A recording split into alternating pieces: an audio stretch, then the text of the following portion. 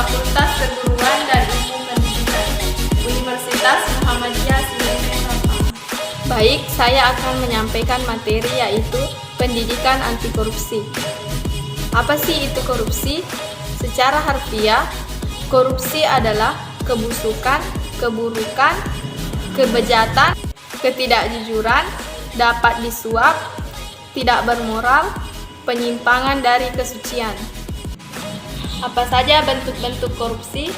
Bentuk-bentuk korupsi yaitu yang pertama, kerugian keuangan negara, kedua, suap menyuap, tiga, penggelapan dalam jabatan, empat, pemerasan, lima, perebutan curang, enam, benturan kepentingan dalam pengadaan, dan tujuh, gratifikasi.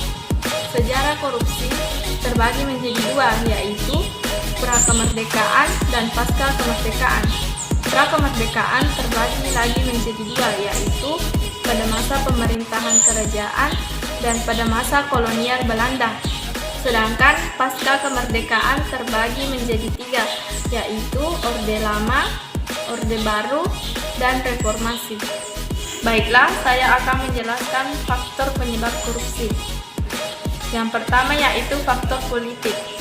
Politik merupakan salah satu penyebab terjadinya korupsi. Hal ini dapat dilihat ketika terjadi instabilitas politik, kepentingan politis, para pemegang kekuasaan, bahkan ketika meraih dan mempertahankan kekuasaan. Kedua yaitu faktor hukum. Faktor hukum bisa dilihat dari dua sisi. Di satu sisi dari aspek perundang-undangan dan di sisi lain lemahnya penegakan hukum.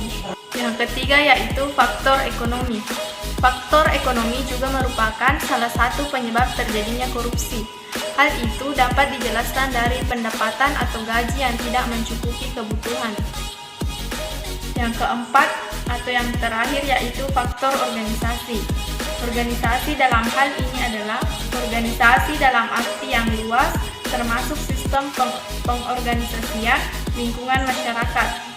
Organisasi yang menjadi korban korupsi atau di mana korupsi terjadi biasanya memberi andil terjadinya korupsi karena membuka peluang atau kesempatan untuk terjadinya korupsi. Baiklah, selanjutnya faktor internal dan eksternal penyebab korupsi. Faktor internal merupakan faktor pendorong korupsi dari dalam diri yang dapat dirinci menjadi A. Aspek perilaku individu. Terbagi beberapa bagian yaitu sifat tamak atau rakus manusia, moral yang kurang kuat, dan gaya hidup yang konsumtif. B. Aspek sosial. Perilaku korupsi dapat terjadi karena dorongan keluarga. Kaum behavioris mengatakan bahwa lingkungan keluargalah yang secara kuat memberikan dorongan bagi orang untuk korupsi dan mengalahkan sifat baik seseorang yang sudah menjadi traits pribadinya. 2. Faktor eksternal. Pemicu perilaku korupsi yang disebabkan oleh faktor di luar diri perilaku, yaitu A. Aspek sikap masyarakat terhadap korupsi, B. Aspek ekonomi, C. Aspek politis. Dampak ekonomi. Yang pertama yaitu lesunya pertumbuhan ekonomi dan investasi, kedua penurunan produktivitas, dan yang ketiga rendahnya kualitas barang dan jasa bagi publik. Keempat, menurunnya pendapatan negara dari sektor pajak, dan yang terakhir meningkatkan hutang negara. Dampak sosial dan kemiskinan masyarakat. Yang pertama yaitu mahalnya harga jasa dan pelayanan publik. Yang kedua, pengentasan kemiskinan berjalan lambat. Ketiga, terbatasnya akses bagi masyarakat miskin. Empat, meningkatnya angka kriminalitas. Dan yang kelima, solidaritas sosial semakin langka dan demoralisasi. Dampak terhadap penegakan hukum. Yang pertama, fungsi pemerintahan mandul. Kedua, hilangnya kepercayaan rakyat terhadap lembaga negara. Lembaga negara yang paling keruh menurut Barometer Korupsi Global pada tahun 2009: A. Legislatif atau Dewan Perwakilan Rakyat, B. Partai politik, C. Kepolisian Republik Indonesia, D. Lembaga Peradilan Mahkamah Agung dan Kejaksaan Agung. Apa saja nilai-nilai dan prinsip anti korupsi? Nilai-nilai anti korupsi yang pertama yaitu kejujuran, kedua kepedulian, ketiga kemandirian, keempat kedisiplinan, 5 tanggung jawab, 6 kerja keras, 7 sederhana, 8 keberanian, dan yang ke-9 keadilan. Prinsip-prinsip anti korupsi. Yang pertama, akuntabilitas.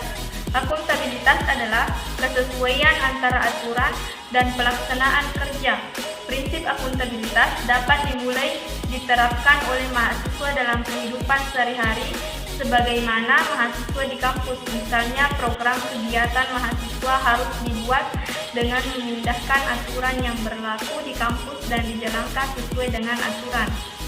Kedua, transparansi. Prinsip transparansi ini penting karena pemberantasan korupsi dimulai dari transparansi dan mengharuskan semua proses kebijakan dilakukan secara terbuka sehingga segala bentuk penyimpangan dapat diketahui oleh publik.